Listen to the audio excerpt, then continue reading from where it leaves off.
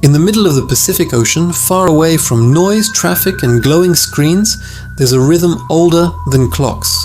A rhythm without alarms, without bedtime, without the idea that sleep must only happen at night. Imagine standing on a warm Polynesian beach under a purple sky. The air is soft. Palm leaves sway like they're whispering secrets. In the distance, you hear the quiet sound of a canoe touching the water as fishermen prepare for a night journey. One of the elders looks at the sky, feels the wind, and lies down under a tree for a short rest. 20 minutes, maybe 30. He wakes up refreshed, grabs his paddle, and starts the voyage across glowing, moonlit waves. Out here, people didn't talk about 8 hours of sleep. They didn't fear waking up at the wrong time. They didn't fight their body with coffee or alarms. Instead, they followed a simple rule: sleep when tired, act when alive.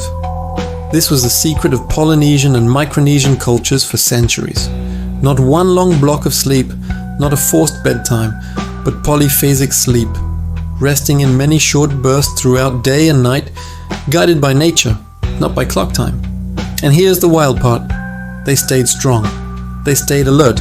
They stayed emotionally balanced, even with less total sleep than many people today. Modern science is now discovering why their method worked so well, and how you can use it today to sleep less, wake up fresh, and feel aligned with your body again. Let us dive into how this ancient ocean-based rhythm can reshape the way we rest in the modern world. Before alarm clocks, before electricity, before rigid schedules, humans slept the way Polynesians and Micronesians still do in many places, fluidly. Sleep wasn't something you saved until night. It was something you took whenever your energy dipped. This wasn't laziness, it was survival. Imagine paddling a canoe for 6 hours straight across unpredictable currents. Imagine climbing a coconut tree under a blazing tropical sun. Imagine being responsible for navigation, fishing, cooking, storytelling, and teaching children, all while listening to the sounds of the sea and sky. You couldn't afford to be exhausted. You had to stay alert, always. So instead of pushing through fatigue, Pacific Islanders learned to take short naps throughout the day and night. They didn't wait until they were supposed to sleep. When their body asked for rest, they rested. When their energy rose, they acted. The result? They got the exact rest their nervous system needed, right when they needed it. And because these naps were short, they avoided the heavy fog that comes from long sleep cycles. Instead, their bodies dipped into stage 2 sleep, the phase that boosts alertness, reaction time, and emotional control. Think of it like plugging your phone in for quick charges instead of waiting until it reaches 0%. You stay powered, you stay sharp, you stay balanced. That's the power of this flexible sleep rhythm. Here's what modern science tells us. A 15-20 minute nap resets the brain without pulling you into deep sleep. During this short phase, your heart rate drops slightly, your blood pressure stabilizes, and your brain clears adenosine, the molecule that makes you feel tired and foggy.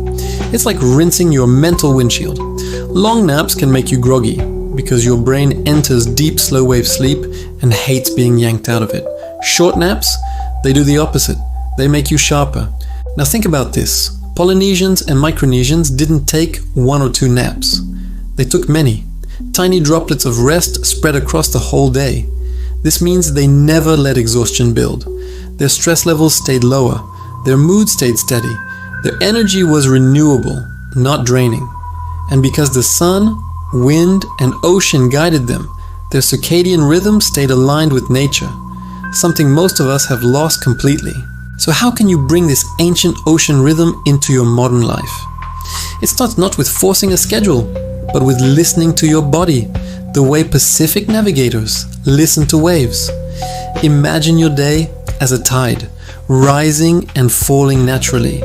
Every dip in your energy is a wave pulling back. Every nap is a gentle reset that brings the wave forward again. Here's how the Polynesian and Micronesian method plays out in real life. You start your morning with sunlight, letting your brain switch off melatonin and turn on natural alertness.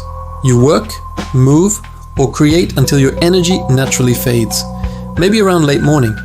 Instead of fighting it, You lie down for a 10-20 minute rest. Not long, not enough to enter deep sleep, just enough to reset the brain.